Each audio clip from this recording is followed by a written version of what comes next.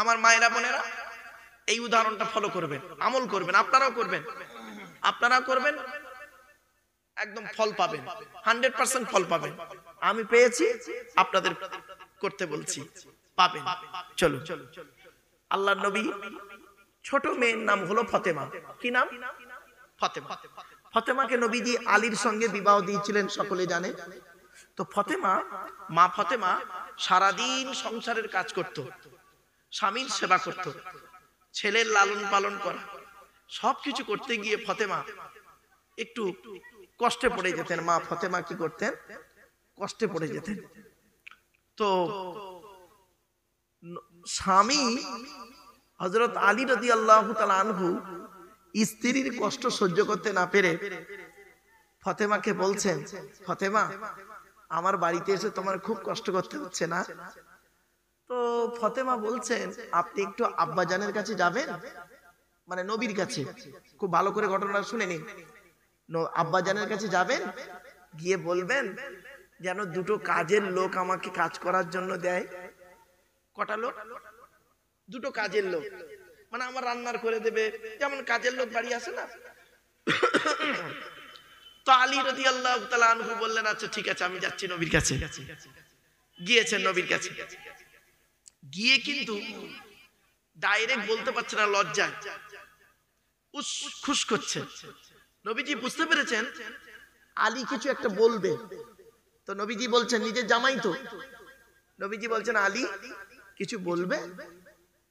তা একটু লজ্জিত বোধ হয়ে বলছেন, ইয়া রাসূলুল্লাহ, ফাতেমা সারাদিন কষ্ট করে, তো তা যদি আপনার এখানে দুটো কাজের মেয়ে পাওয়া যেত, কাজের লোক পাওয়া যেত, তাহলে ফাতেমার কাজের একটু সুবিধা হতো। নবীজি বললেন, ও ফাতেমা বলেছে দুটো কাজের লোক হলে ওর ভালো হয়? আচ্ছা ঠিক আছে, যাও যাও, আমি ফাতেমার সঙ্গে কথা বলে নেবো, এখন যাও। আলী বাড়ি এসে বলছেন, শুনে নিন, বাড়িতে ওয়াজ হলো এগুলো গো বাপ। এই বাচ্চারা, এই বাচ্চারা, যাও বাবা, বাড়ি যাও, বাড়ি যাও, বাপ বাড়ি যাও, যাও বাড়ি যাও। কোনো আওয়াজ নয়, এটা একটা ক্লাস। এখানে একটা 3 ঘন্টার একটা ক্লাস করব। এই ক্লাসের মধ্যে অনেক কিছু শেখা হবে, জানা হবে, বোঝা হবে। চলো। তো নবীজি ফাতেমার বাড়ি গিয়েছেন, গিয়ে বলছে, মা ফাতেমা, জি মা, তোমার দুটো কাজের লোক হলে ভালো হয় না? তা বলছে, জি। নবী কি বলছে বা শোনো। আচ্ছা মা, কাজের লোক দুটো কতদিন কাজ করবে? তুমি যতদিন পৃথিবীতে বেঁচে থাকবে ততদিন। তুমি মারা যাওয়ার পরে কি কাজের লোক কোনো কাজে আসবে? বলছে না। তা আবার আসে? বলছে, তাহলে মা, আমি দুটো এমন জিনিস দেবো যেটা তোমার দুনিয়াতে কাজে লাগবে, আর কবরেও কাজে লাগবে, আখিরাতেও কাজে লাগবে। বলছে, হ্যাঁ বলুন। নবীজি তখন বললেন, শুনে নাও মা, সারাদিন যখন কাজ করবে, যখনই তুমি কাজ করবে, বাবাজিরা শুনে নিন, মুরব্বীরা শুনে নিন, এই যুবক ছেলেরা শুনে নাও, যখনই তুমি কাজ করবে, মনে হচ্ছে কাজটা কষ্ট হচ্ছে, তখন তুমি কি করবে? এই দুটো তাসবিহ যাপন করবে, সুবহানাল্লাহি ওয়া বিহামদিহি সুবহানাল্লাহিল আযীম। দেখবে আল্লাহ তোমার কাজের আসান করে দেবে। জোরে বলুন।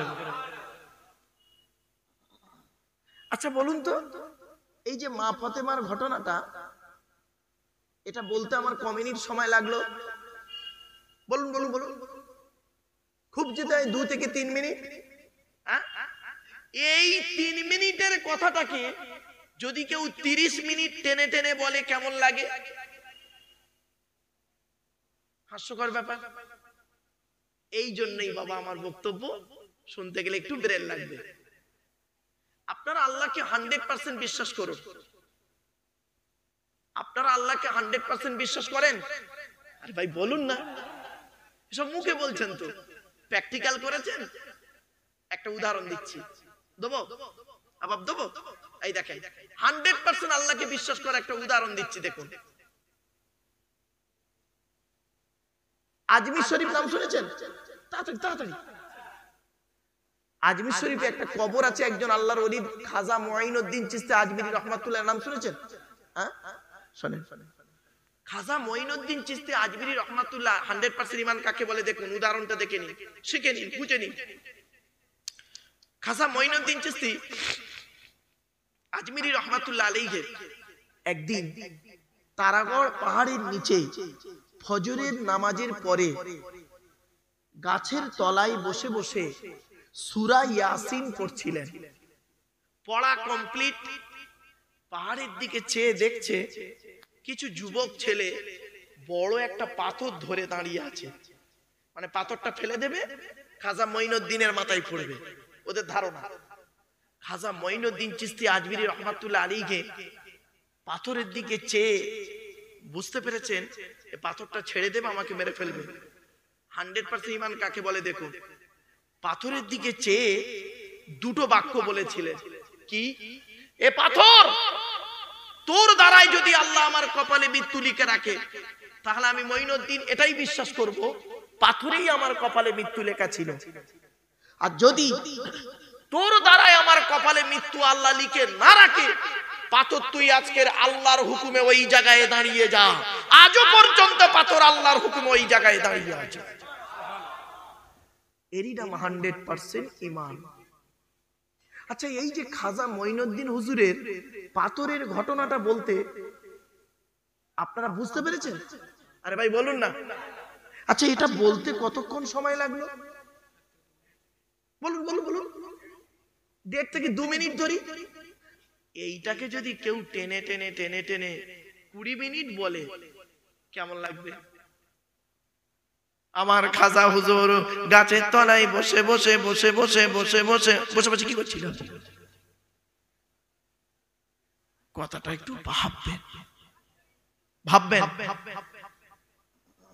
শর্ট কথা কি, তাকে বাড়িয়ে বাড়িয়ে বাড়িয়ে বাড়িয়ে এমন জায়গায় নিয়ে আসে মূল বিষয় থেকে সরে যায়।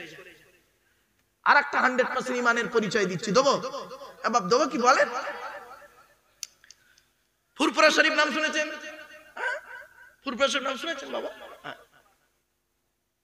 ফুরফুরা শরীফের দাদা হুজুর পীর কেবলা রহমাতুল্লাহ আলাইহি ছোট্ট ঘটনা, এইটাকে বাড়ানোর কোনো প্রশ্ন আসে না, বাড়িয়ে বাড়িয়ে অনেক বড় করে ফেলি। তিনি শিয়ালদা থেকে মাটিন ট্রেন চলতো বনগা পর্যন্ত, একটা ট্রেনের কামরায়, খালি কামরায় উঠে পড়ে। ওঠার পরে গোবরডাঙ্গা বলে একটা স্টেশন আছে, ওই স্টেশনে একটা সেজবাবু উঠেছিল, দারোগা বাবু উঠেছিল। উঠে বলেছিল, এই তুমি কেন এই বয়স্ক লোক এই বগিতে উঠেছো? এই বগিটা আমাদের জন্য পার্সোনাল বগি, তুমি উঠেছো কেন? তো উনি বৃদ্ধ মানুষ ছিলেন, উনি বললেন, বাবা আমি বৃদ্ধ মানুষ, আমি খালি ওইসব বগিতে ভর্তি বগি খালি পেয়েছি, উঠে পড়েছি। তো ঠিক আছে বাবা, আমি তো জানি না, পরের স্টেশনে আমি নেমে যাচ্ছি বাবা। সে দারোগা শুনবে না, আনাড়ির মতো তর্ক করছে। তর্ক করতে করতে করতে করতে ফট করে বলেছিল, তুমি জানো কি করতে পারি? তোমার কি করতে পারো? এখনই তোমাকে গুলি করে মেরে দিতে পারি। তখন দাদা হুজুর কেবল একটু মনে কষ্ট পেয়েছিলেন যে আমি বলছি পরের স্টেশনে নেমে যাব, আবার এরকম করছে। তখন উনি বলেছিলেন, দেখো বাবা, দেখো বাবা, তোমার গুলির ভয় আমি করি না। আমার আল্লাহ যদি তোমার গুলিতে মৃত্যু তকদিরে লিখে রাখে তো মৃত্যু হবে, আর আমার আল্লাহ যদি তোমার গুলিতে মৃত্যু লিখে না রাখে, তুমি হাজারো গুলি করলেও আমার লাগবে না। তো সেই দারোগা বাবু 3 রাউন্ড গুলি করেছিল, একটাও গুলি ওনার ভেতরে প্রবেশ করেনি। জোরে বলুন সুবহানাল্লাহ। এটা হলো 100% ঈমান, 100% ঈমানের পরিচয়। আচ্ছা, এই কথাটাকে যদি কেউ 25 মিনিট 30 মিনিট ধরে বকে তা আপনার কেমন লাগবে? কথাটা শুনতে খারাপ লাগছে না? আমি বোঝাচ্ছি কি, আল্লাহ বলেছেন, ওমান ইউমিন বিল্লাহ, 100% আল্লাহকে বিশ্বাস করো তবেই তুমি মুমিন। আর কি, ওয়া আমাল সালিহা, পৃথিবীতে যতদিন বাঁচবে ভালো ভালো কাজগুলো করে যাবে, লোকের গোঁজা মেরে মেরে বাড়াবে না। দুটো কাজ আমাদের এই কোরআনে আছে, আমাদের পরিচয় হলো মাত্র দুটো। এক নাম্বার হলো 100% আল্লাহকে বিশ্বাস করুন। আপনারা চলতে ফিরতে উঠতে বসতে আপনারা আল্লাহর নাম নিন। আল্লাহ নবী কি করতেন জানেন? শুনে নিন, প্রত্যেকটা কাজে আল্লাহর নাম নিতেন। আপনি কার নাম নেন? খেতে গেলে আল্লাহর নাম নিতেন, শুতে গেলে আল্লাহর নাম, মসজিদে ঢুকলে আল্লাহর নাম, মসজিদ থেকে বেরোনে আল্লাহর নাম, যেখানেই যেতেন আল্লাহর নাম নিয়ে বেরোতেন। নবীজি বলেছেন এমন কি কুল্লু আমরিন জিবালিন লাম ইবদা বিসমিল্লাহির রহমানির রহিম ফাহু আফতার। আল্লাহর নবী বলেছেন প্রত্যেকটা কাজ যখন শুরু করবে বিসমিল্লাহ দিয়ে শুরু করবে। বিসমিল্লাহ ছাড়া যদি শুরু করো ও কাজে কোনো বরকত পাবে না, ওটা হবে লেজ কাটা। আপনি বিসমিল্লাহ দিয়ে প্রত্যেকটা কাজ শুরু করুন। আপনার মধ্যে এটা নেই কেন? আপনি বয়স্ক লোক, আপনার নাতি আছে, নাতিকে যখন খেতে বসবেন নাতিকে নিয়ে খেতে বসুন, একসাথে খেতে বসুন নাতিকে নিয়ে। আপনি খাবেন কিভাবে? নবীজি যেভাবে খেয়েছে। আপনার তো খাওয়ার তরিকা নবীর মতো নয়, তা আপনি কি করে মুসলমান বলে দাবি করেন? খালি ইয়া নবী সালামু আলাইকা বলে, ইয়া রাসূলুল্লাহ, ইয়া হাবিবাল্লাহ বললেই নবীর ভক্ত হওয়া যায় বুঝি? হ্যাঁ, এইটুকু বললেই মনে হয় নবীর ভক্ত হওয়া যায়? না, আল্লাহর কোরআন নবীর হাদিস প্র্যাকটিক্যাল করাটাই হলো নবীর ভক্ত। মুখে বলার নাম ভক্ত নয়, মুখেও বলতে হবে, প্র্যাকটিক্যালও করতে হবে, ঠিক না বেটি? নবীজি যেভাবে খেয়েছেন আপনাকে সেইভাবে খেতে হবে। নবীজি কিভাবে খেয়ে, এই মা বোনেরা শুনছেন? এই মা বোনেরা আজকে প্র্যাকটিক্যাল করবে, খোদার গজব পড়বে নইলে তোমাদের উপরে। বলে দিচ্ছে এই যে আমল না করো তোমরা, কিয়ামতের মাঠে আল্লাহ তোমাদের ধরবে। নবীজি কিভাবে খেয়েছেন শুনুন। নবীজি বলেছেন খাবার আগে দস্তরখানা বিছাবে, খাবার আগে হাত ধোবে, খাবার আগে লবণ বা পানি গালে দেবে। তিনটে হলো। 4 নাম্বার, খাবার আগে দোয়া বলবে। 5 নাম্বার, 3 আঙ্গুলে খাবার তুলবে। নবী আমার 3 আঙ্গুলে খাবার তুলতেন, 5 আঙ্গুলে গালে দিতেন। 3 আঙ্গুলে খাবার তুলতেন, 5 আঙ্গুলে গালে দিতেন। ভালো করে চিবিয়ে পেটের ভিতরে ঢুকিয়ে হজম করে বের করতেন। আর এই চাচা নবী ভক্ত, 3 আঙ্গুলে মাল তোলে, 5 আঙ্গুলে গবা গবা গবা গম মারতেছে, ঠিক না বেটি? নবী মুহাম্মদ সাল্লাল্লাহু আলাইহি ওয়াসাল্লাম বলেছেন খেতে গেলে পানির পিপাসা পেলে ঢক ঢক ঢক ঢক ঢক করে পানি পান করবে না, 3 ঢোকে পানি পান করবে। 3 ঢোকে পানি পান করবে। আর পানি পান করার পরে কি বলবে? ওই সূরা দাহারের আয়াত, ওয়াসাকাহুম রাব্বুহুম শারাবান তাহুরা, এই আয়াতটা তুমি পড়বে, আল্লাহ খুশি হবে। পানি পান করার পরে আবার খাওয়া শুরু করবে। খাওয়া যখন হয়ে যাবে আঙুলটাকে ভালো করে চাটবে। হাই, অনেক বক্তা আছে, অনেক পীর সাহেব মরিদ সাহেব আছে, আঙুল চেটে খায় না। কি ওয়াজ শোনাচ্ছেন আপনারা? আপনারা এগুলো দেখবেন না আলেমদের মধ্যে আছে কিনা, পীর সাহেবের মধ্যে আছে কিনা? এই দেখেন না বলি আজকের এই অবস্থা হয়ে আছে আপনাদের। খারাপ চান্স নেবেন না। আঙুল চাটতে বলেছেন নবীজি, এর বৈজ্ঞানিক তথ্য আছে, অনেক আলোচনা। আঙুলটা চাটবেন, আপনি আঙুল চাটা অভ্যাস করুন। বাচ্চাকে আঙুল চাটাবেন, ও যেন ওর নিজের আঙুলটাকে চেটে চেটে খায়। রাসূলুল্লাহ সুন্নাহ। কেন আঙুল চাটবেন শুনে নিন। এই কথাকে নিয়ে গবেষণা করলো কে? এই কথাকে নিয়ে গবেষণা করছে বিখ্যাত একজন বৈজ্ঞানিক Williams Harvey, Canada, Toronto university anatomy বিভাগের প্রফেসর, বিখ্যাত পণ্ডিত বৈজ্ঞানিক। লোকটার নাম হলো উইলিয়ামস হার্ভে। উনি বলছেন, উনি একজন খ্রিস্টান, মুসলমান নন। উনি বলছেন মুহাম্মদ সাল্লাল্লাহু আলাইহি ওয়াসাল্লাম বলেছেন কেন, আঙুল চাটতে বললেন কেন? উনি গবেষণা করে বলছেন যখন মানুষ খাবার পরে আঙুল চাটে ওর মুখের মধ্যে একটা লালা থাকে, ওই লালাটা যত বেরোবে, যত ওর পেটে যাবে, তত হজমের উপকার হবে। জোরে বলুন সুবহানাল্লাহ। কি আশ্চর্য!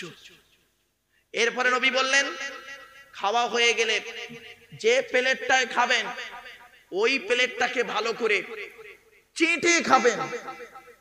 কি করে খাবেন? এই বাচ্চারা বাড়িতে গিয়ে চেটে খাবে, প্লেটে চেটে খাবে, চেটে খাবেন। এই কথা কেন? আল্লাহর নবীর স্ত্রী আম্মা জান আয়েশা বলছেন 1000টা প্লেট যদি আমার সামনে দেওয়া হয়, আল্লাহর নবী যে প্লেটে খেয়েছেন ওই প্লেটটাকে আমি আগেই বুঝতে পারতাম আল্লাহর নবীর প্লেটটা অত্যন্ত পরিষ্কার থাকতো। জোরে বলুন সুবহানাল্লাহ। তুমি একজন পীর সাহেব মরিদ সাহেব, তোমার মধ্যে এই সুন্নত তো নেই। আজ আপনাদের করজোড়ে বলে যাচ্ছি, আপনারা অন্তত বাসনটাকে চেটে খাবেন, বাসনটাকে চেটে খাবেন। আল্লাহ নবীর সুন্নত একটা আপনারা মানুন, একটা সুন্নত আজকে এখান থেকে শিখে যান যে আজ থেকে আমরা বাসন চেটে খাবো। আল্লাহ নবী বলেছেন আখেরি জামানায় যদি একটা সুন্নতকে যদি কেউ আমল করে, জিন্দারাকে আমল করে, কিয়ামতের মাঠে তার ওসিলায় সে জান্নাতে যাবে। তোমার মধ্যে একটা সুন্নত তো নেই, এটাও তো নেই, তুমি পরে সমালোচনা করো কিভাবে? তুমি আগে নিজে ঠিক হও। আসুন কোরআনের দলিল যে সূরাটি তাফসীর করব ওই সূরার মধ্যে আছে। এবারে আসছি, খাওয়া হয়ে গেল, আপনি দোয়া বলবেন। এরপরে কতটা পরিমাণ খাবেন নবীজি বলেছেন কতটা খাবেন।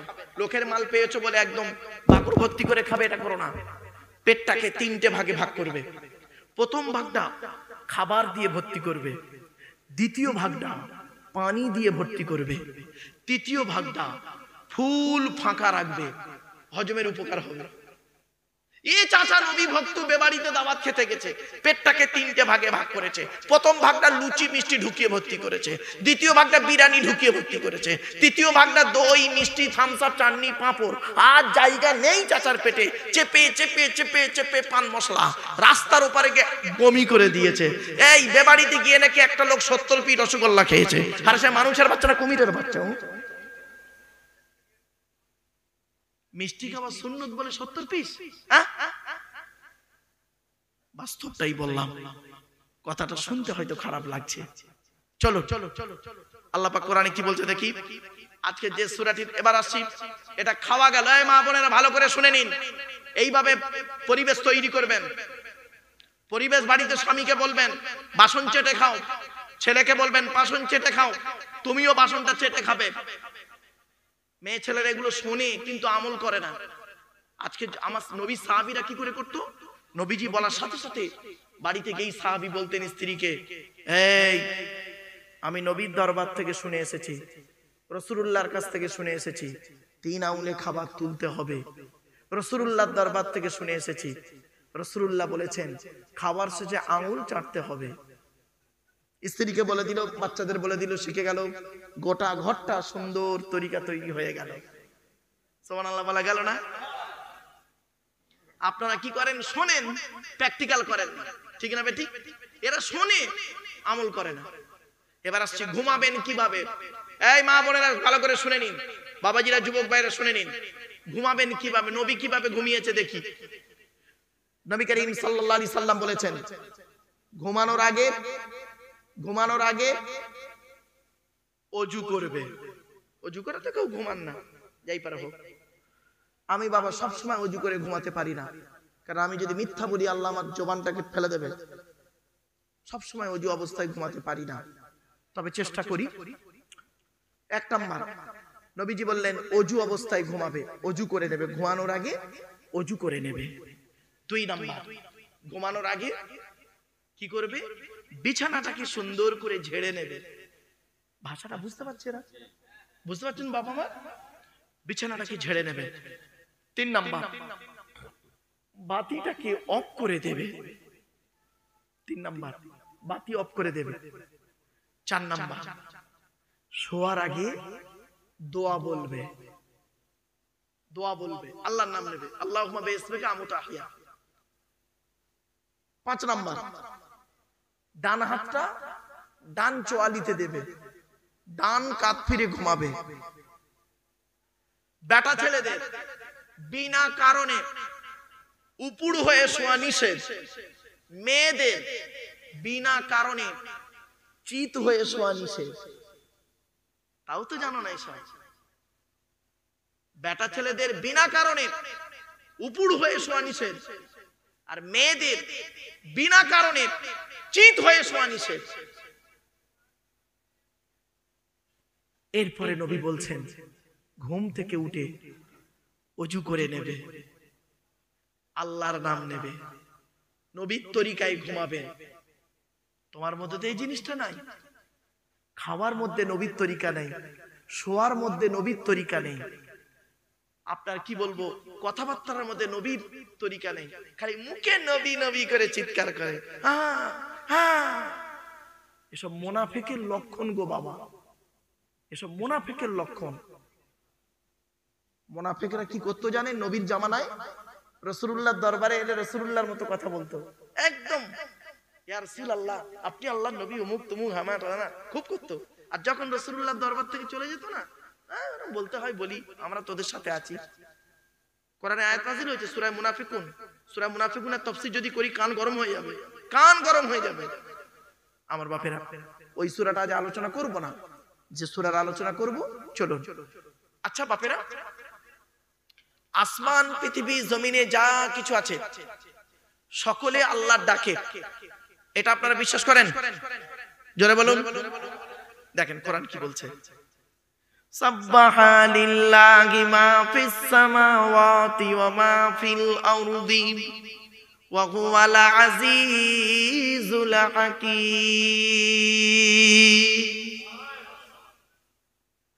কোরআনে আয়াত শুনবেন, সাব্বাহা ইউসাব্বিহু তাসবিহান বাবে তাফঈল থেকে এসেছে।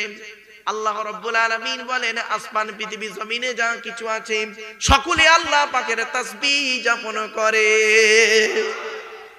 গাছ কিভাবে আল্লাহকে ডাকে, মাছ কিভাবে আল্লাহকে ডাকে, পাথর কিভাবে আল্লাহকে ডাকে, একটা একটা করে ছোট্ট ছোট্ট উদাহরণ দিচ্ছি, শুনে রেখে দিন।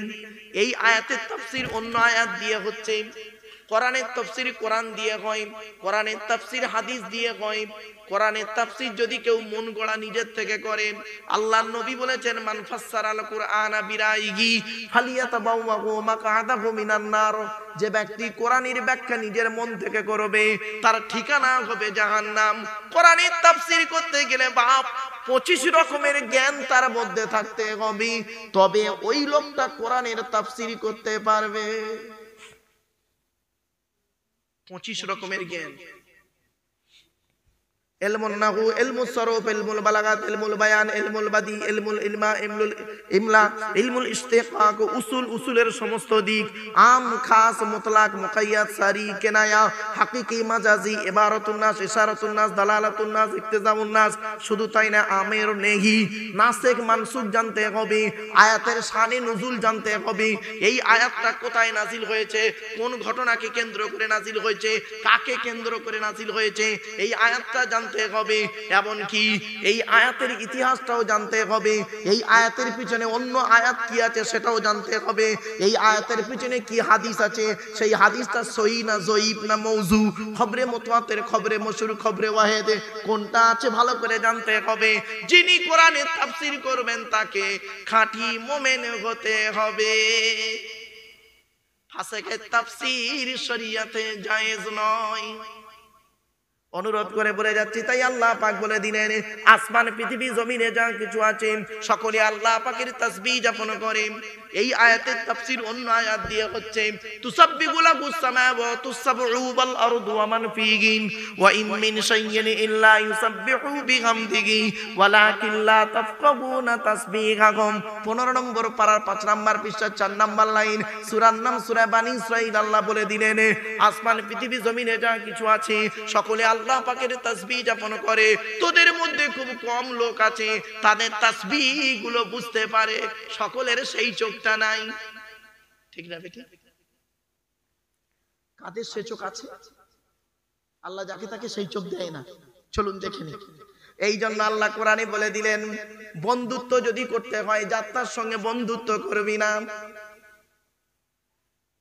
ওরে আলেমের সঙ্গে বন্ধুত্ব কর, মূর্খের সঙ্গে বন্ধুত্ব করিস না।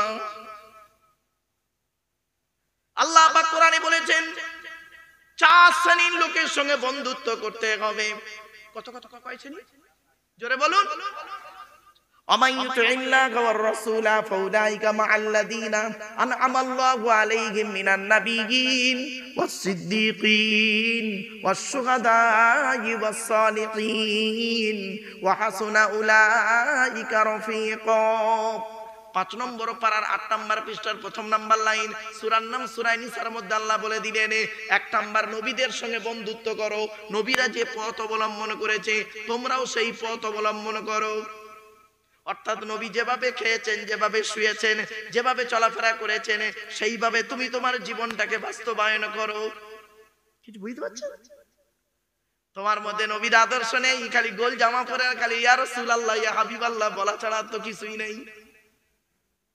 নবীর আদর্শ তোমার মধ্যে কেন নেই? তুমি একজন আলেম হতে পারো, বক্তা হতে পারো, পীর সাহেব মুনি সাহেব হতে পারো, বাবা বাস্তব কথাটা বলে যাচ্ছি।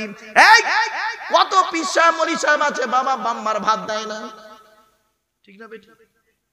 বলছি বহু প্রমাণ আছে, বাম্মার ভাত দেয় না গো বাবা। রাতে জলসা করে টাকা নিয়ে হোটেলে মেয়ে নিয়ে রাত কাটায়, নাউজুবিল্লাহ বলুন সব। কত বক্তা আছে বিড়ি সিগারেট খায়, বিড়ি সিগারেট গো বাপ, শুনলে অবাক হয়ে যাবে। কত বক্তা আছে মাদ্রাসা মসজিদ, কত পিসা মরিসাব আছে মাদ্রাসা মসজিদের নামে চাঁদা তুলে নিজের গাড়ি বাড়ি বিল্ডিং করে নেয়। বাবা অনুরোধ করে বলে যাচ্ছি, বাপ কবরে শুতে হবে, চলুন না গিয়ে যাই। একটা একটা করে কথাগুলো একটু বোঝার চেষ্টা করুন। চলো, এক নাম্বার হলো নবীদের সঙ্গে বন্ধুত্ব করবেন, দুই নাম্বার হলো সিদ্দিকিন। সিদ্দিকিন মানে টাইটেল সিদ্দিকি নয়। আমি এক জায়গায় বসে আছি, বক্তাটার নাম বলবো না, আমি ঘরের ভিতরে বসে আছি, আর ওই বক্তা বক্তব্য করছেন, অনেকদিন আগের কথা, 2000 সালের ঘটনা। তো বক্তব্য করছেন, করতে করতে সিদ্দিকিন বলতে টাইটেল সিদ্দিকি বলছে, টাইটেল সিদ্দিকির কথা নাকি কোরআনে আছে। চিন্তা করতে পারেন, সিদ্দিকিন এটা ইসমে মুবালাগা সিগা। আলেম তো নয়, মূর্খ, লেখাপড়া নেই, সে বুঝবে কি করে বাবা? সিদ্দিকিন শব্দের অর্থ হলো অতি সত্যবাদী। সুবহানাল্লাহ বলা গেল না? আল্লাহ পাক বললেন নবীদের সঙ্গে বন্ধুত্ব করো, ওয়াসিদ্দিকিন অতি সত্য কথা যারা বলে তাদের সঙ্গে বন্ধুত্ব করো। শুধু বন্ধুত্ব করবেন? কোরআন বলছে কি দেখি, ওই আয়াতের তাফসীর হচ্ছে, ইয়া আইয়ুহাল্লাযীনা আমানুত্তাকুল্লাহা ওয়া কুলু কাওলান সাদীদা। 21 নম্বর পারার, তবা 22 নম্বর পারার 6 নম্বর পৃষ্ঠার 9 নম্বর লাইন, সূরার নাম সূরা আহজাবের মধ্যে আল্লাহ পাক বলে দিলেন, হে ঈমানদার বান্দাগণ, তোমরা আল্লাহকে ভয় করো, আল্লাহকে ভয় করো, আল্লাহকে ভয় করো। ওয়াকুলু কাওলান সাদীদা, সদা সর্বদা সত্য কথা বলো। সাদীদা কি বললাম বাপেরা বলেন তো? সাদীদ বলুন, বলুন, উচ্চারণ করুন। সাদীদ, সাদীদ মানে সত্য কথা বলা, আর সদীদ মানে, সাদীদ মানে কি? উচ্চারণের পার্থক্য, মানেও পার্থক্য। ওখানে সিন দাল ইয়া দাল, সাদীদ মানে সত্য, কাওলান সাদীদা। আর কেউ যদি বলে সাদীদ, সিন দাল ইয়া দাল, সাদীদ মানে সত্য, ইন্না বাতশা রাব্বিকা লাশাদীদ।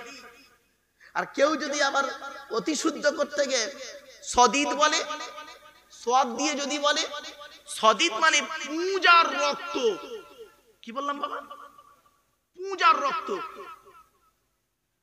সদীদ কাকে বলে শুনে নিন। আচ্ছা, পুঁজের রং, ভাষা বুঝতে পারছেন? আচ্ছা, পুঁজের রং কেমন? জোরে বলুন। সাদা। রক্তের রং? আচ্ছা, পুঁজ আর রক্ত দুটো মিশ্রিত হলে কেমন রং হয়? ঘোলাটে মতো না? ওইটার আরবি হলো সদীদ। কোরআনে আছে, জাহান্নামে যারা যাবে, মিওয়ারাই মিম্মাইন সদীদ। 13 নম্বর পারার 16 নম্বর পৃষ্ঠার 11 নম্বর লাইন, সূরার নাম সূরা ইব্রাহিমের মধ্যে আল্লাহ পাক বলে দিয়েছেন, জাহান্নামে যারা যাবে, জাহান্নামীদের খাবার হবে সদীদ, অর্থাৎ পুঁজ আর রক্ত মিশ্রিত খাবার তাদের খেতে দেওয়া হবে। বাপেরা, জাহান্নামের কি খাবার শুনে নিন, পুঁজ রক্ত। এই আয়াত যখন নাজিল হয়েছিল, আল্লাহর নবী যখন এই আয়াত যখন নাজিল হলো, আল্লাহর নবী বললেন জাহান্নামীদের খোরাক হলো পানি জাতীয় কি, পুঁজ আর রক্ত মিশ্রিত খাবার তাদের খেতে দেওয়া হবে। তখন সাহাবীরা ঝরঝর করে কাঁদছেন। একজন সাহাবী বলছেন, ইয়া রাসূলুল্লাহ, আমাদের গায়ে তো ফোঁড়া হয়, ফোঁড়া ফোঁড়া ফোঁড়া বুঝছেন, আমাদের গায়েতে ফোঁড়া হয়, পুঁজ ও রক্ত বেরোয়, ওই পুঁজ রক্ত কি খেতে দেবে? আল্লাহ এই আয়াতের তাফসীরে ব্যাখ্যায় হাদিসে রাসূলুল্লাহ বলেছেন, ও আমার সাহাবীরা শোনো, জাহান্নামীদের যে পুঁজ রক্ত খেতে দেওয়া হবে, ওই পুঁজ রক্ত যদি এক বালতি পৃথিবীতে ঢেলে দেওয়া হতো, সারা পৃথিবী দুর্গন্ধময় হয়ে যেত। এত দুর্গন্ধ হয়েছে বাপ। এবার আসছি, আল্লাহ পাক বললেন শুধু সত্য কথা বললে হবে না, তুমি একা সত্য কথা বলবে না, সব চলবে না, সত্যবাদীদের সঙ্গে চলাফেরা করতে হবে। তার দলিল কি? কোরআন। ইয়া আইয়ুহাল্লাযীনা আমানু তাকুল্লাহা ওয়া কুনু মা'আস সাদিকিন। 11 নম্বর পারার 5 নম্বর পৃষ্ঠা 6 নম্বর লাইন, সূরার নাম সূরা তাওবার মধ্যে আল্লাহ পাক বলে দিলেন, হে ঈমানদার বান্দাগণ, তোরা আল্লাহকে ভয় কর, আল্লাহকে ভয় কর, আল্লাহকে ভয় কর, ওয়া কুনু মা'আস সাদিকিন, সত্যবাদীদের সঙ্গী হয়ে চল।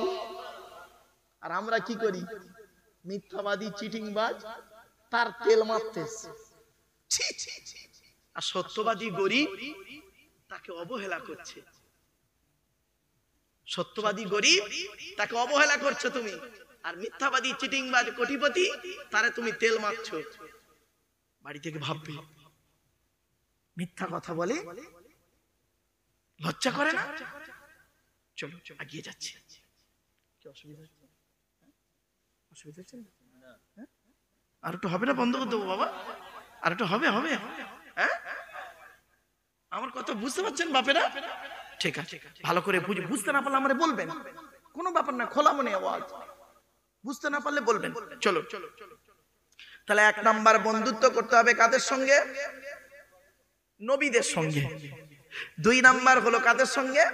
সিদ্দিকিন, সত্যবাদীদের সঙ্গে বন্ধুত্ব করতে হবে। 3 নাম্বার আল্লাহর কোরআন বলছে ওয়াসশুহাদা, শহীদানদের সঙ্গে বন্ধুত্ব করতে হবে। শহীদানরা যে পথ অবলম্বন করেছে, তুমিও সেই পথটা অবলম্বন করিও। শহীদান কারা? এই আয়াতের তাফসীরে আছে, এই সূরার মধ্যে আছে, একটু পরেই আসছে। যারা আল্লাহর রাস্তায় নিজের জান আর মাল দিয়েছেন, তারাই হলো শহীদি। আর তারা যারা আল্লাহর রাস্তায় জান আর মাল দুটো দিবে, জান দেবে, মাল দেবে, দুটো দেবে, যারা, তারা হলো শহীদ।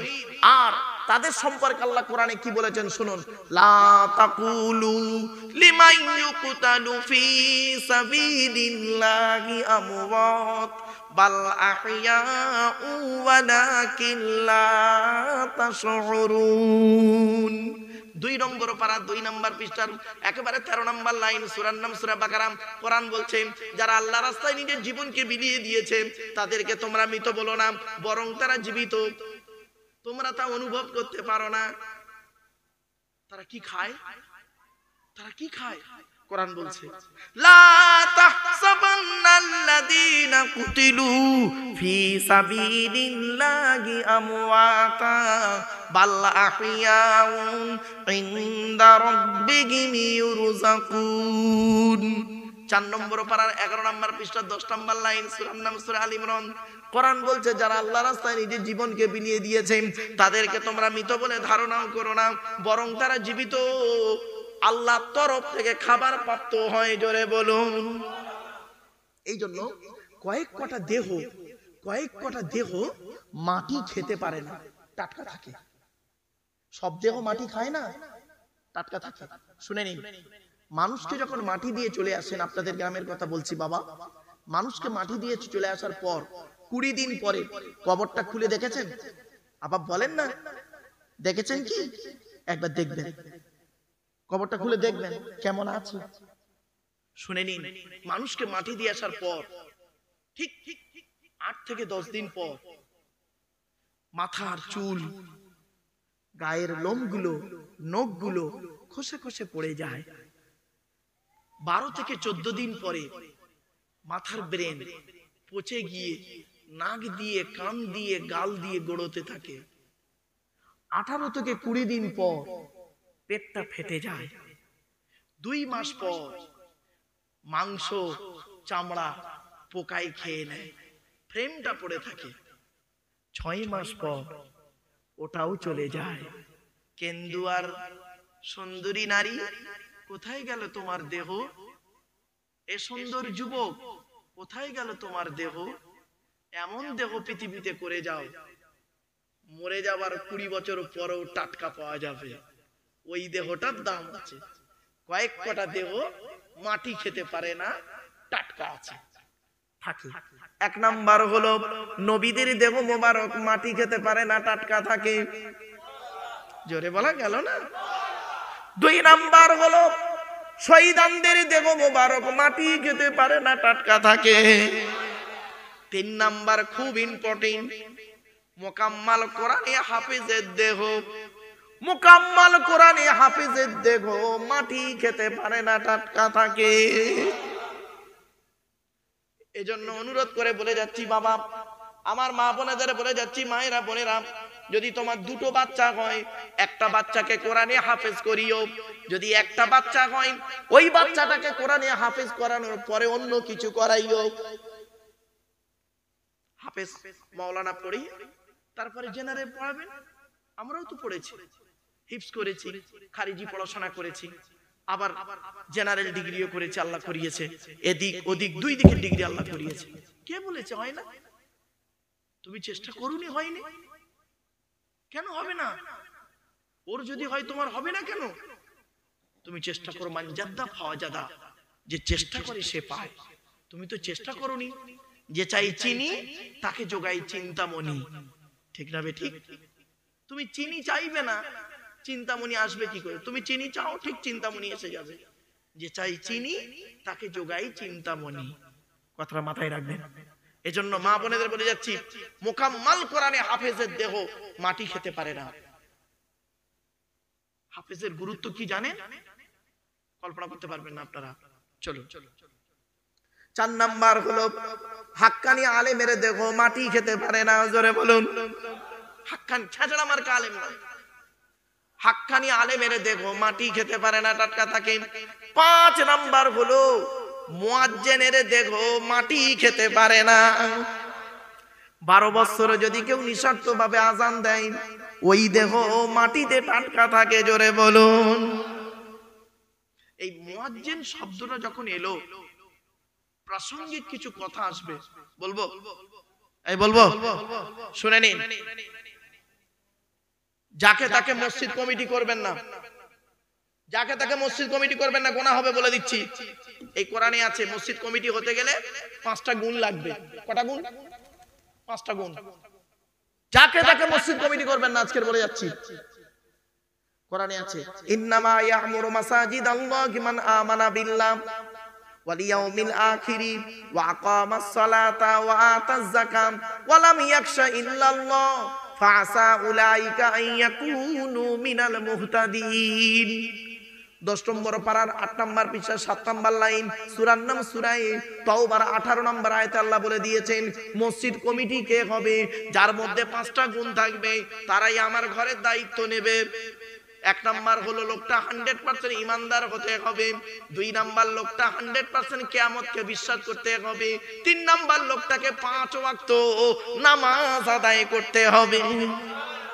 এই অনেক মসজিদ কমিটি আছে নামাজ পড়ে না, ঠিক না বেটি?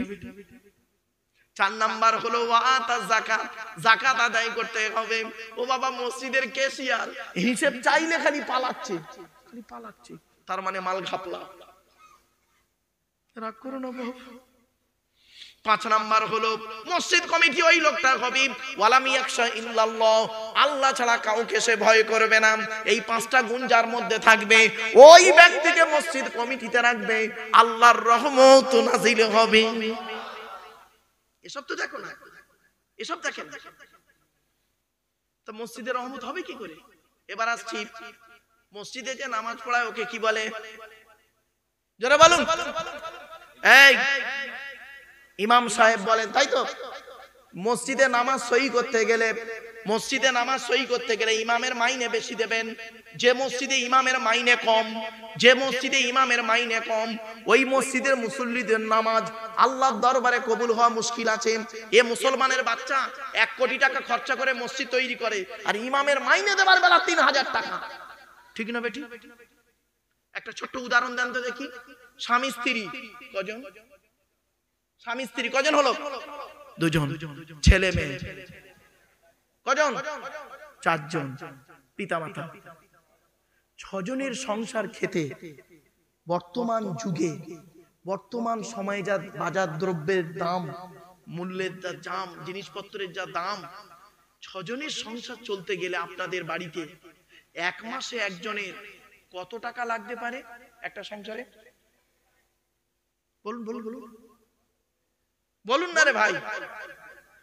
আচ্ছা আমি 5,000 টাকা বাদ দিচ্ছি, কমসে কম 10,000 টাকা। হ্যাঁ, তাই টান টান। এই মুসলমানের বাচ্চা, তোমার সংসার যদি 10,000 টাকায় না চলে, ইমাম সাহেবের সংসার 5,000 টাকা চলে কি করে?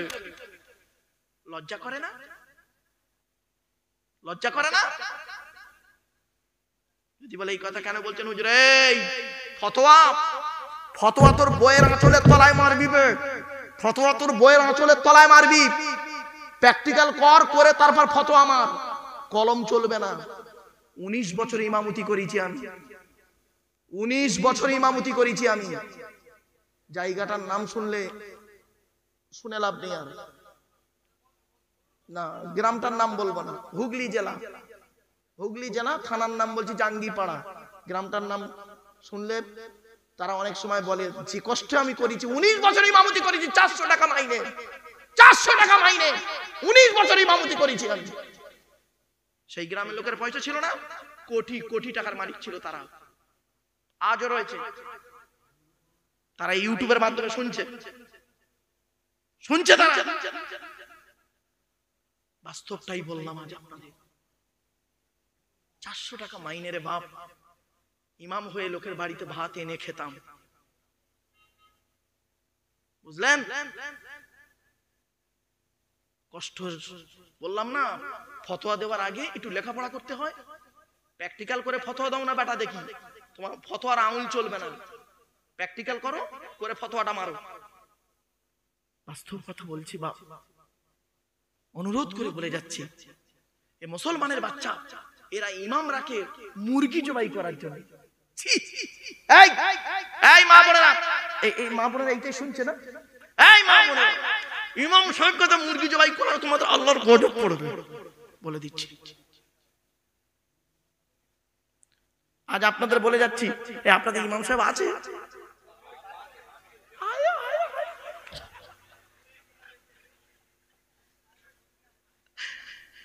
আমার বাপেরা খারাপ ভাববেন না, আমি আল্লাহর কসম করে বলছি, ওনার সঙ্গে আমার কথা হয়নি, কোরআন হাত দিয়ে বলছি। দেখুন, জিজ্ঞেস করুন উনি আমাকে বলেছেন কি বলেনি।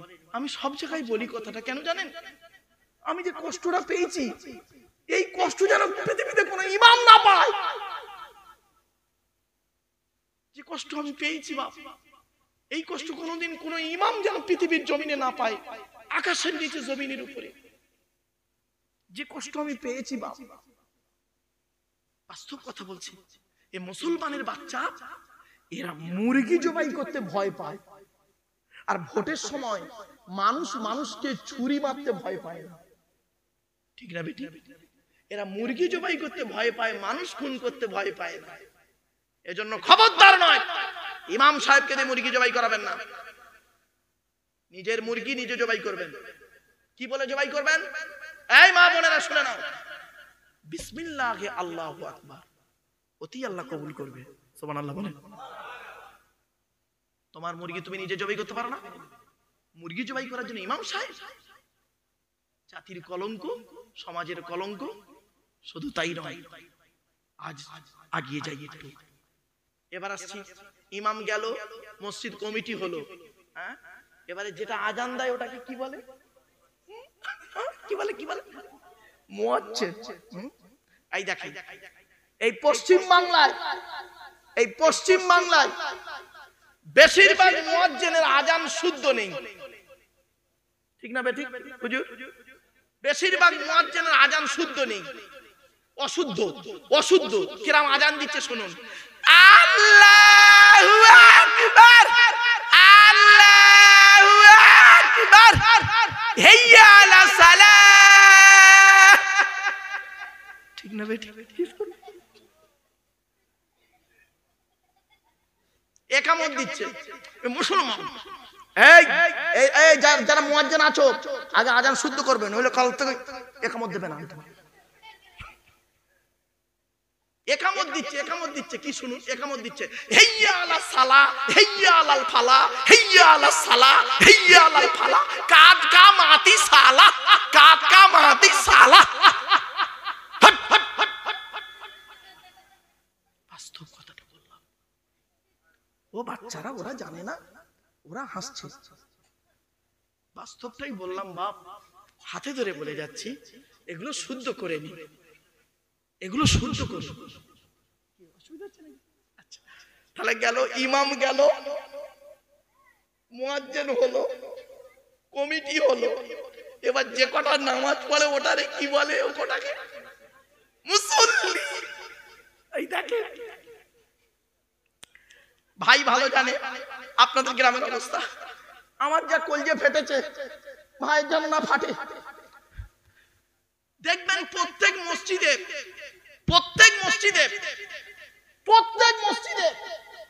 দু একটা করে ওই পিঁপড়ে মুচুল্লি থাকে, পিঁপড়ে শয়তান মার্কা মুচুল্লি দু একটা থাকে, একটা দুটো, বেশি নয়।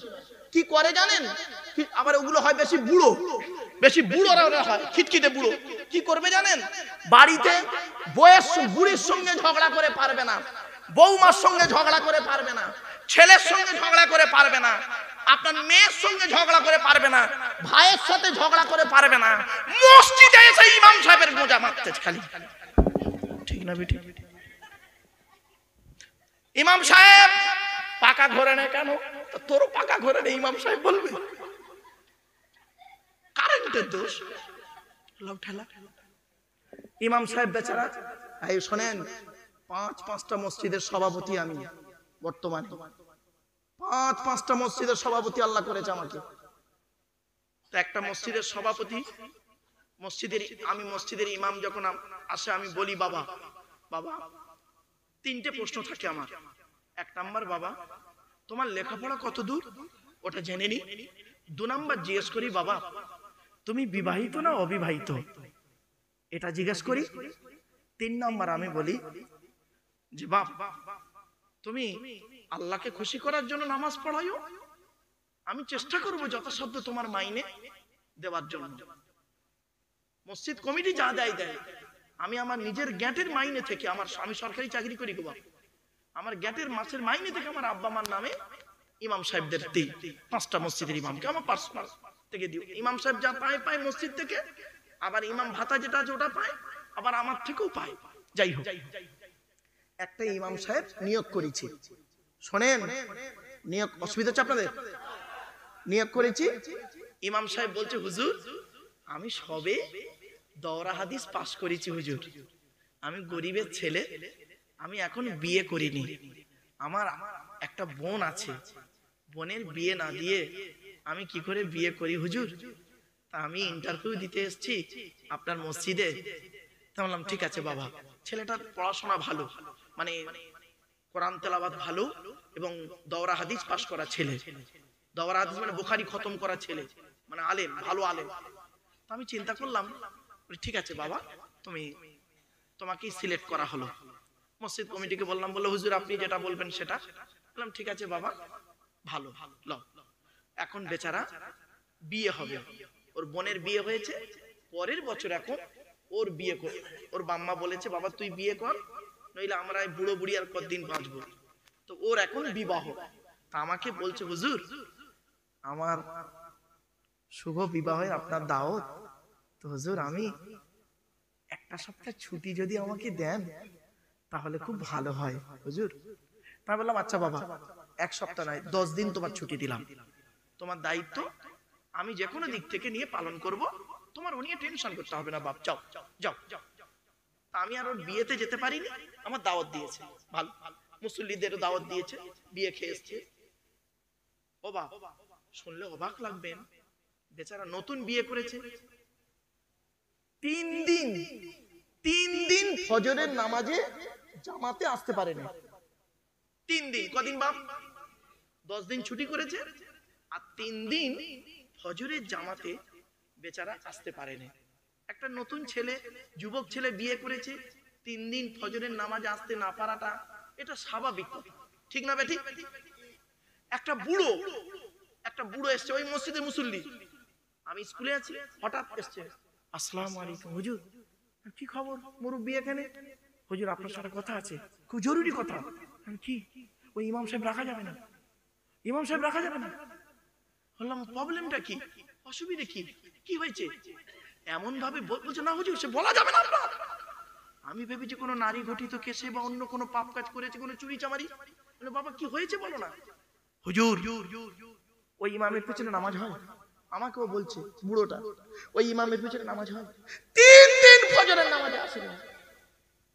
বলো এই অপরাধ, 3 দিন ফজরের জামাতে আসতে পারেনি, ও ফতোয়া দিচ্ছে মূর্খ, ওর পিছনে নামাজ হবে না। চিন্তা করতে পারেন? তা আমি কি বলি, ওরে না এর একটু ভালো উচিত শিক্ষা দিতে হবে। বলি শোনেন, কানে কাছে আসুন। আমার তো বাপ দাড়ি সব পেকে গেছে, দেখতে পাচ্ছেন, সব সাদা মাল। এই মেহেন্দি করেছি তাই লাল মতো হয়ে আছে, সব সাদা।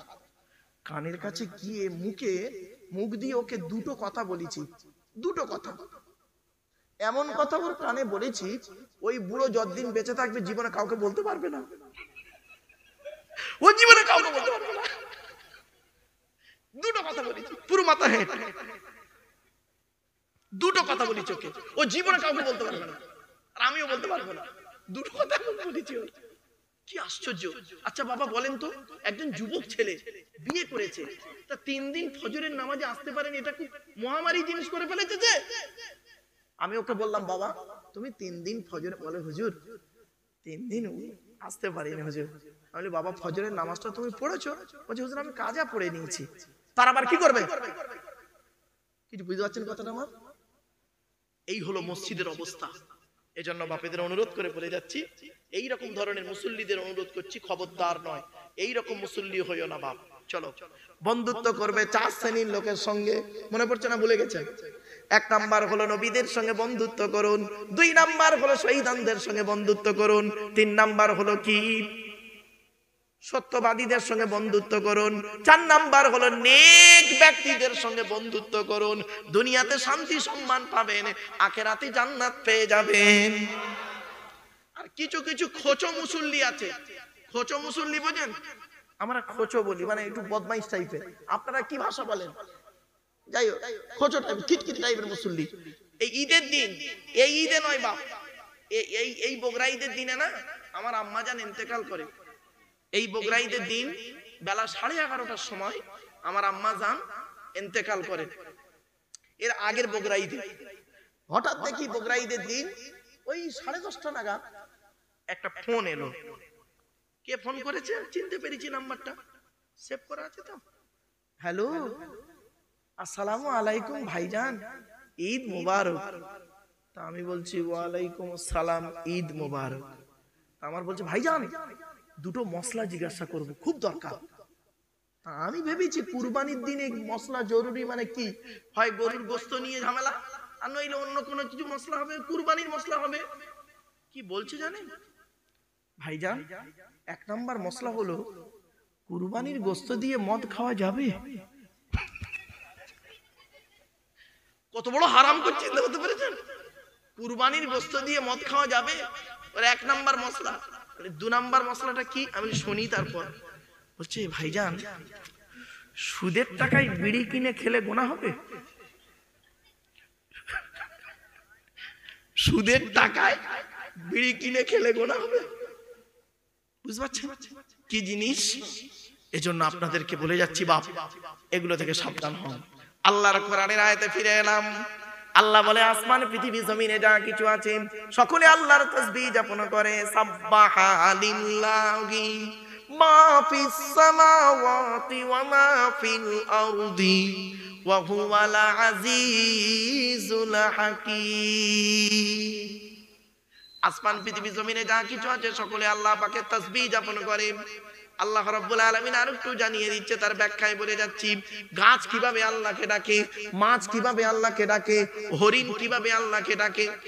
কি অসুবিধা হচ্ছে বাবা? আর একটু হবে না? বন্ধ করে দেবো? আর একটু হবে? একবার তাকবীর দেন, নারায়ে তাকবীর, নারায়ে তাকবীর। গাছ কিভাবে আল্লাহকে ডাকে, মাছ কিভাবে আল্লাহকে ডাকে, হরিণ কিভাবে আল্লাহকে ডাকে, মৌমাছি কিভাবে আল্লাহকে ডাকে, শুনলে অবাক হয়ে যাবেন। আল্লাহর নবী একদিন দাঁড়িয়ে আছেন, এক মিনিট, আল্লাহর নবী একদিন দাঁড়িয়ে আছেন, হঠাৎ মৌমাছির দল, কি কি কি মৌমাছির একটা ঝাঁক যাচ্ছে। আল্লাহর নবী বললেন, এই মৌমাছির দলেরা দাঁড়িয়ে যাও, দাঁড়িয়ে যাও, দাঁড়িয়ে যাও। মৌমাছির ঝাঁকটা দাঁড়িয়ে গেল। আল্লাহর নবী মৌমাছিদেরকে প্রশ্ন করছেন, হে মৌমাছিরা, আমি নবী মুহাম্মদুর রাসূলুল্লাহ সাল্লাল্লাহু আলাইহি ওয়াসাল্লাম তোমাদেরকে একটা প্রশ্ন করব। মৌমাছিদের বলছে, কে বলছে? নবী বলছেন মৌমাছিদেরকে, কি? এ মৌমাছিরা, পৃথিবীর জমিনে তোমরা হরেক রকমের ফুল আর ফল থেকে খাবার সংগ্রহ করো। কোন ফুল, কোন ফল টক, কোন ফল তিতো, কোন ফল মিষ্টি, কোন ফল কষা। তোমাদের পেটের মধুটা এত মিষ্টি হয় কি করে? কি আশ্চর্য! সঙ্গে সঙ্গে ওই মৌমাছির চাকের দলের ভিতর থেকে একটা মৌমাছির জবান আল্লাহ খুলে দিল। সেই মৌমাছিটা বলছেন, আসসালামু আলাইকা ইয়া রাসূলুল্লাহ। আমাদের চাকে রানী মৌমাছি বসে আছেন, আমরা হলাম কর্মী মৌমাছি। আমাদেরকে বলে দিয়েছেন, আমাদের সরদারিনী বলে দিয়েছেন, তোমরা যেখান থেকে খাবার নেবে, যেখান থেকে খাবার নেবে, ওইখান থেকে আমার এই চাকে আসা পর্যন্ত মাঝখানে যতটুকু সময় রাস্তা পাবে, নবী রাসূলুল্লাহর উপরে দরুদ পড়তে পড়তে আসবে। কি বুঝলেন? মৌমাছি সম্পর্কে কোরআনে আল্লাহ পাক আয়াত নাযিল করেছেন। একটা সূরার নাম সূরা মৌমাছি, নাহাল। নাহাল মানি মৌমাছি। আল্লাহ পাক কোরআনে বলছে, ওয়া আওহা রাব্বুকা ইলান নাহলি আনিত্তাখিযি মিনাল জিবালি বুয়ুতাও ওয়া মিনাশ শাজারি ওয়া মিম্মা ইয়ারিশুন সুম্মা কুলি মিন কুল্লিস সামারাত ফাসলুকি সুবুলা রাব্বিকি জুলুলা ইয়াখরুজু মিন বুতুনিহা শারাবুম মুখতালিফুন আলবানুহু ফীহি শিফাউল লিন্নাস। 14 নম্বর পারা 13 নম্বর পৃষ্ঠা 6 নম্বর লাইন, সূরার নাম সূরা নাহলের 68 নম্বর আয়াতে আল্লাহ পাক বলে দিলেন, আমি আল্লাহ মৌমাছিদেরকে বললাম, ওরে মৌমাছিরা, তোরা ঘরের চালে, পাহাড়ের ঢালে, গাছের ডালে বাসা বাঁধবি। পৃথিবীতে ফুল আর ফল তৈরি করেছি, ওখান থেকে খাবার সংগ্রহ করবি। ওই খাবারগুলো তোদের পেটের ভিতরে ফিল্টার করব, ফিল্টার করে একটা রস বের করব, সেই রসটার নাম হলো মধু। মানব জাতির আরোগ্য লাভ হবে। জোরে বলো। রাসূলুল্লাহ বলেছেন, মধুর মধ্যে 70টা রোগের ওষুধ আছে। এই মা বোনেরা ভালো করে শুনে না, বাচ্চা ছেলেদেরকে মধু খাওয়াবে, বাচ্চা ছেলেদেরকে মধু খাওয়াবে। মধু খাওয়ালে বাচ্চার মুখের ভাষাটাও মধুর মতো হবে। বুঝতে পারছেন না? আর নইলে বাচ্চা বড় হলে মুখের ভাষাটা হবে উল্টো পাল্টা। আলেমকে গালি দেবে, আলেমকে উল্টো পাল্টা বলতে শুরু করে দেবে। বাপেরা, বাস্তব কথা বলে যাচ্ছি, ছোট্ট একটা উদাহরণ দিচ্ছি, শুনে নিন। ইমামে আবু হানিফা রহমাতুল্লাহ আলাইহি নাম শুনেছেন বাবা? বলেন না বাবা। ইমামে আবু হানিফা রহমাতুল্লাহ আলাইহি, এই বাচ্চা, এই বাচ্চা আসতে, বাপ আসতে। ও বাচ্চারা বোঝে না তো। ইমামে আজম আবু হানিফা রহমাতুল্লাহ আলাইহি একদিন ছাত্রদেরকে পড়াচ্ছেন, একটা জায়গায় বসে, খোলা মাঠে বসে বাচ্চাদেরকে পড়াচ্ছেন, তালিম দিচ্ছেন ছাত্রদেরকে। কিছু বাচ্চা ছেলে, শুনে নিন ঘটনাটা, কিছু বাচ্চা ছেলে দূরে বল খেলছিল। হঠাৎ বলটা এসে ইমামে আজম আবু হানিফা রহমাতুল্লাহ আলাইহির সামনে বলটা পড়ে। গোল হয়ে বসে আছে সব, সামনে বলটা পড়ে। এখন ইমামে আজম আবু হানিফা রহমাতুল্লাহ আলাইহি চুপ করে আছেন। বাচ্চাদের মধ্যে সব বলা কওয়া করছে। এ বলছে, এই তুই যা, বলটা নিয়ে আয়। আবু হানিফা সাহেব আছে, যা তুই যা। ও বলে তুই যা, ও বলে তুই যা। কেউ ভয়ে আর আসছে না, ওই বলটা নিতে বাচ্চাদের মধ্যে ভয় আসছে নাকি? ওদের মধ্যে একটা ছেলে একেবারে বেয়াদবের মতো এসে সামনে থেকে এসে বলটা নিয়ে একদম চলে গেল, টাঁটছে। ইমাম আযম আবু হানিফা রাহমাতুল্লাহ আলাইহি দেখলেন, দেখে বললেন, কিছুক্ষণ পরে বলছে, আমার মনে হয় এই বাচ্চাটি হলো জারদ সন্তান। কিছু বুঝতে পারছেন? আমার মনে হয় এই বাচ্চাটি হলো জারদ সন্তান। জারদ সন্তান কাদের বলে জানেন? তো তখন বলে, কেন হুজুর? বলছে, জারদ সন্তান না হলে কোন আলেমকে বেয়াদবি, আলেমকে বাজে কথা, কটু কথা বলতে পারে না। বুঝতে পারছেন? তো খোঁজ নিয়ে দেখা গেল সত্যি সত্যি ওই ছেলেটা বাপের ঠিক নেই। আমার বাপেরা এখান থেকে শিক্ষা নেবেন, খবরদার নয়, আপনি নিজে কতটা সৎ সেটা নিয়ে একটু ভাবি আসুন না। আমরা নিজেরা অনুরোধ করে বলে যাচ্ছি, মাথায় রাখবেন কথাটা। প্রাসঙ্গিক কথা এলো তাই আপনাদেরকে একটু জাস্ট একটু টাচ দিয়ে গেলাম, ছোট্ট করে দু একটা কথা আপনাদের বলে যাচ্ছি। বাপ বাড়ি থেকে ভাববেন, খবরদার নয়, লোকে কি হয়েছে, কি দেখেছে, কি শিখেছে এটা বড় কথা নয়। তুমি নিজে কি হয়েছো, কি দেখেছো, কি শিখেছো, এটাই মূল ম্যাটার। বুঝতে পারছেন? আর মুনাফিকদের দেখতে কেমন হয় জানেন? মুনাফিকদের দেখতে কেমন হয় বলবো? وَإِذَا رَأَيْتَهُمْ تُعْجِبُكَ أَجْسَامُهُمْ وَإِنْ يَقُولُوا تَسْمَعْ لِقَوْلِهِمْ كَأَنَّهُمْ خُشُبٌ مُّسَنَّدَةٌ يَحْسَبُونَ كُلَّ صَيْحَةٍ عَلَيْهِمْ هُمُ الْعَدُوُّ فَاحْذَرْهُمْ قَاتَلَهُمُ اللَّهُ أَنَّى يُؤْفَكُونَ। সূরা মুনাফিকুনের মধ্যে বলা হয়েছে মুনাফিকদের দেখতে খুব সুন্দর হয়, ওদের জামা কাপড় খুব সুন্দর হয়, ওদের কথাগুলো মিষ্টি মিষ্টি হয়, ওদের গলার এলহানটা খুব মিষ্টি মিষ্টি হয়, ওদের কথার ভাতনাগুলো খুব ভালো হয়। মুনাফিকদের দেখতে খুব সুন্দর হয়, মুনাফিকদের মানে দেখতে খুব সুন্দর হয়, ওদের কথাগুলো দেখবেন। নবী, আল্লাহ বলছে, নবী ওদের যখন ড্রেসগুলো দেখবে তুমি অবাক হয়ে তাকিয়ে থাকবে। ওরা যখন কথা বলবে তুমি গালহাক মানে অবাক হয়ে ওদের কথা শুনতে থাকবে। কিন্তু ওদের অবস্থা কেমন জানো? কাআন্নাহুম খুশুবুম মুসান্নাদা, কাআন্নাহুম খুশুবুম মুসান্নাদা। বাবা একটা লাঠি, বাবা এইটা এমন করছে কেন বাবা? আচ্ছা যাক যাক, এই শেষ হয়ে যাবে। তার মানে ও সিংদান দিচ্ছে, শেষ কর, খিচুড়ি গন্ডগোল হয়ে যাচ্ছে। না বাবা না, এমনি হাসির ছলে বললাম। এই দেখেন, আমি একটু মাঝে মাঝে হাসির ছলে কথা বলি, কেন জানেন? কারণ কি?